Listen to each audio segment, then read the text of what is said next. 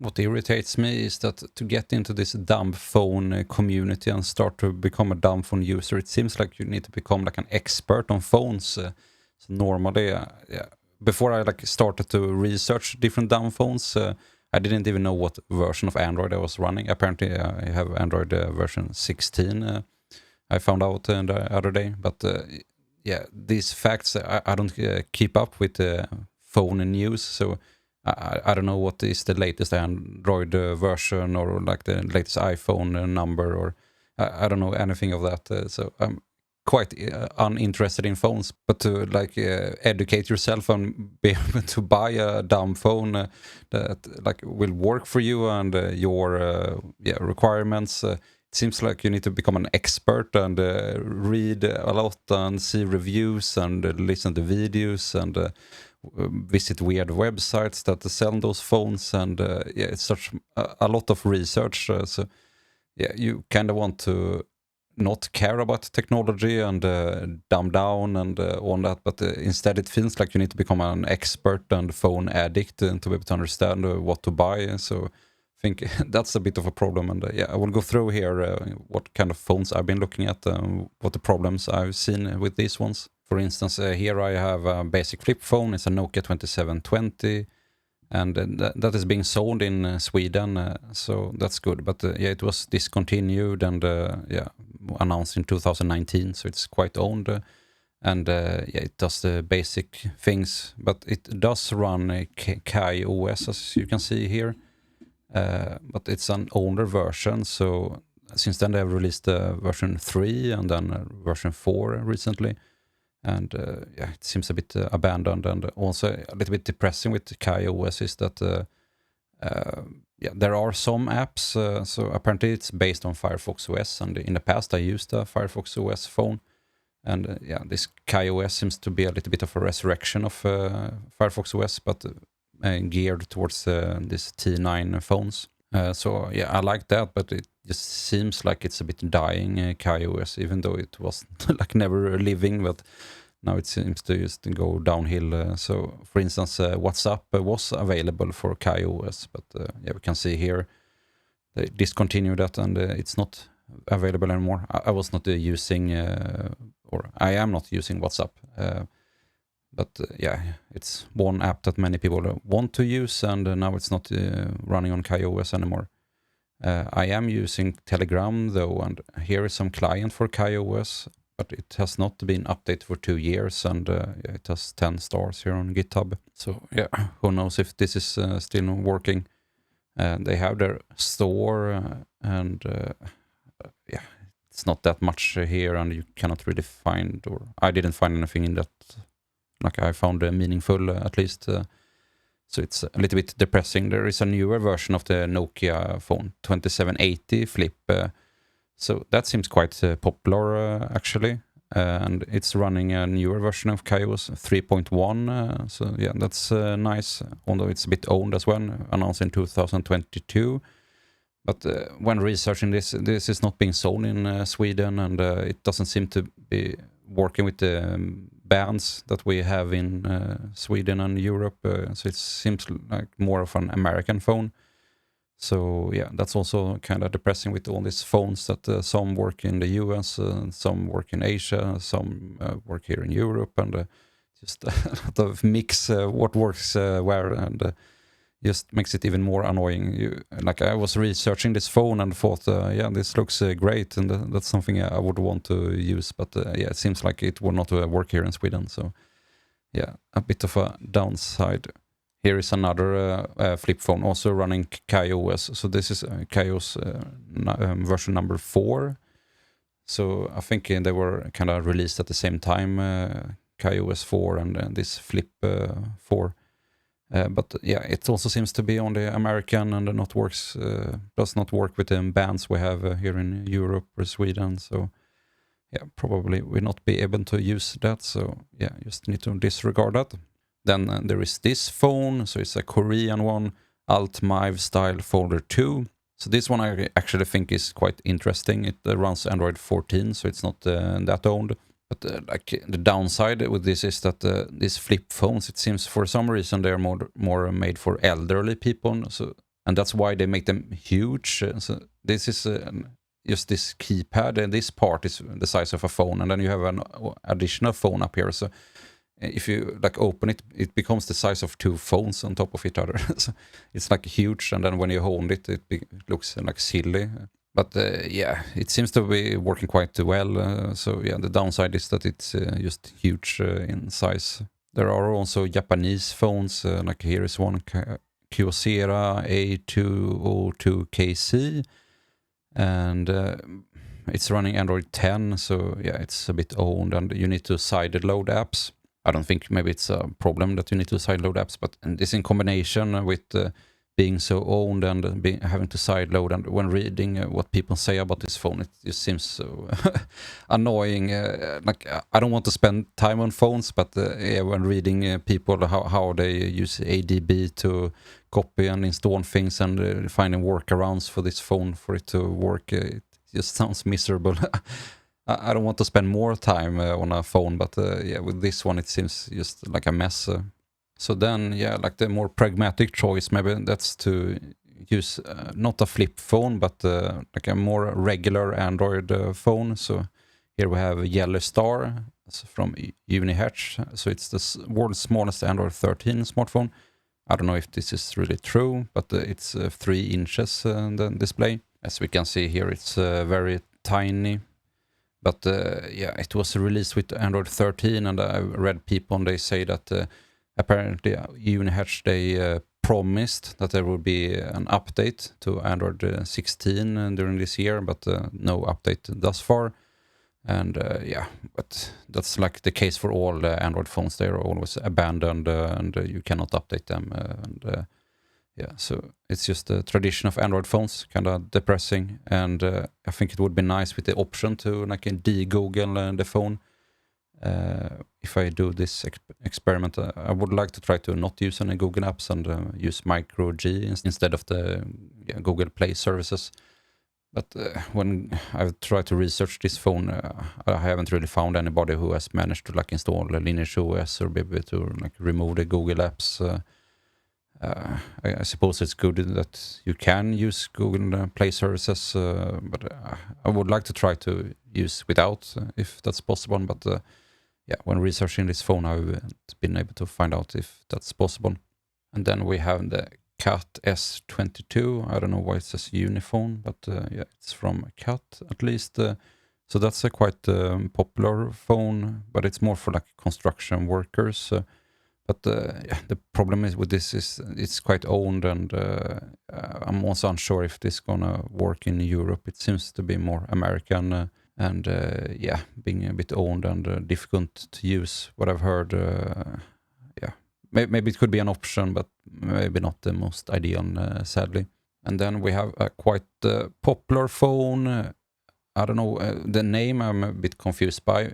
People often write just QIN F21 Pro, even though like here it says Duo QIN, and sometimes it's like Xiaomi F21 Pro, but yeah, it seems to have several names. I don't know why. But this is quite old. I don't know how old, it doesn't say here. I think it's around 6 years old, maybe. But when reading reviews of people, it has like a bit mixed reviews. Some people like it. It has a very small screen. It's only 2.8 inches. But it's an owned version of Android. And people are a bit complaining that maybe the keys they can break after like a few months. And some people say that the call quality is quite bad, and that the person you're talking to, that they can hear you not that well, and it seems to have some difficulties, and maybe it's a bit slow, and yeah, but still it seems a bit popular, but yeah, there are a bit mixed reviews about it. Even though it's owned and runs an older version of Android, there is this 𝗘𝗺𝗶𝗹, so that's something you can install on your phone. I don't really know who is behind it, but here, 𝗘𝗺𝗶𝗹, and they support a few different devices. So here's this QIN F21 Pro that I looked at, and here, yeah, it doesn't say Duo QIN for some reason on the QIN. And yeah, there are some other ones that maybe could be of interest. So these ones actually seem to be working in Europe, but I think like the problem at least with this F22 is that it's a bit larger than F21, and they also have a F25 that's also larger. But it seems like this oldest version, it's like the sweet spot. It's very small, and with this 𝗘𝗵𝗴𝗹, then you can get a more recent version of Android. I think it's based on Android 14. Here we can see something. It's their GitHub repo. So something about Android 14, and it seems to be updated quite frequently. So I think that sounds like a good option to use this QIN F21 and flash it with 𝗘𝗵𝗴𝗹. And the people behind this 𝗘𝗵𝗴𝗹, they are also making this 𝗘𝗵 Mini. So it's like a custom phone, but they have like made a batch of phones that have been like shipped now in the summer, or it is being shipped. So there are like some review on YouTube about it, but in this next batch, then it's in December that you're gonna be able to get this phone. So I don't know if I want to wait half a year until I can get the phone. So I would rather want to be able to buy something today, not having to wait half a year. But this could be an option. And then what I said about this other QIN phone, so this is F25. So that's the latest model as far as I understand. But then the size has become bigger and the screen is also bigger. So I don't know. It is a real like a smartphone. So sure, it has this T9 keyboard, but I think it becomes more like doom scroll friendly when it grows in size.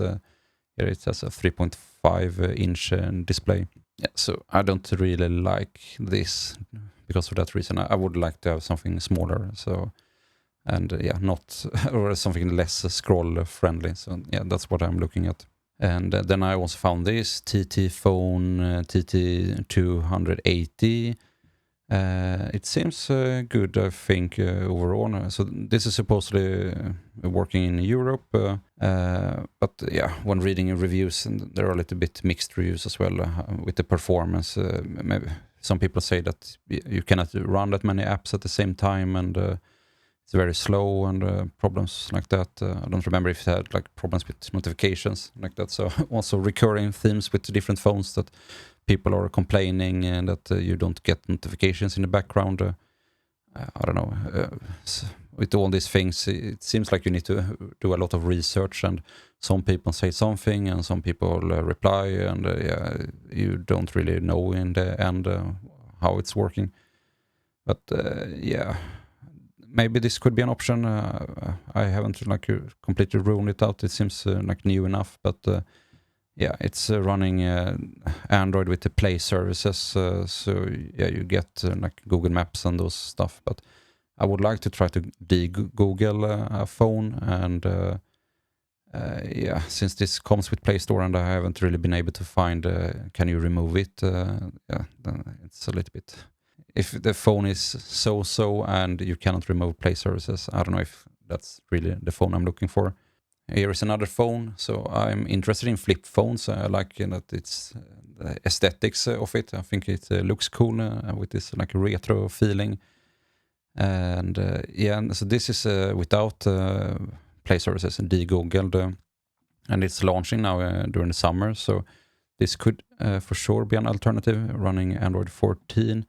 But I haven't really checked, but it is more targeted towards elderly people. So I don't know, the size, it feels a bit big just looking at the picture. And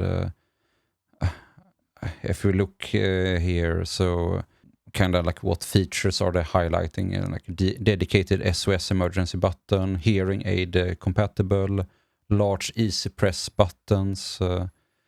So stuff like that. I don't know if that's really my biggest concerns. So it feels like it's a little bit different target audience, but it's similar with the MIVE style folder 2, the Korean phone, and it's also huge in size because it's for elderly people for some reason. So, but otherwise it looks good, and but it's launching in now during summer, so That's soon, but there is like one review on YouTube about it, so people haven't really been able to test it yet. So yeah, it will be interesting to see if anybody buys this and see what people think about it. And then there is the Sidephone, and it's a bit interesting that you can switch out here, this keypad, but yeah, it's also completely new, so I don't think that many people have it yet, so you cannot really read that much reviews about it. One problem is that there is no backlight to the keypad, so I would like to use T9, and they haven't written any letters on these numbers as well, so yeah, I guess you would need to memorize that, and you don't have any D-pad, so you still need to use your finger on the screen to be able to click around. You cannot navigate with this keypad since there is no D-pad to move up, down, left and right with. But otherwise it seems small and looks nice, so yeah, maybe that could be an option, but yeah, I don't know. As you can see, there is terrible many different options, and no option is like spot on perfect. It seems like you need to do compromises regardless of what option you go with. I just wish there was like one perfect option that would work in Europe, preferably a flip phone, but yeah, I could compromise on that and make like a T9 phone, but or a small tiny phone like the 𝗘𝗧𝗧𝗟, but yeah, something small that doesn't want you to like doom scroll and consume stuff on it. So yeah, something small and a bit like inconvenient maybe, but still work in Europe and be reasonably priced, and preferably a fairly recent Android version, and preferably be able to run it without Google Play services, at least having the option to do that. But yeah, when reading around, it seems like all the phones have some sort of problem, so it's a little bit sad that nobody has been able to make one phone that is like perfect in all regards, that always you need to do some compromise and become like a phone expert to be able to enter this market and find something that you're able to replace your current phone with. I think it would be a bit different if you are like can accept like a dual wielding two phones, so yeah, using like an iPad or your current good smartphone, and then like something completely dumb and stupid phone. But I don't know if I really want to be carrying around two phones and having to hotspot between them and all that. I think it's quite nice if I could just get one decent phone and not having to carry two devices. So yeah, that's where I am at. Please let me know in the comments what you think, and what phone have you landed on. If you are a Dumbphone user, which phone are you using? That would be interesting to hear. And do you have any like conflicting arguments about any of the phones I've shown you? And let's see each other another time. Bye bye.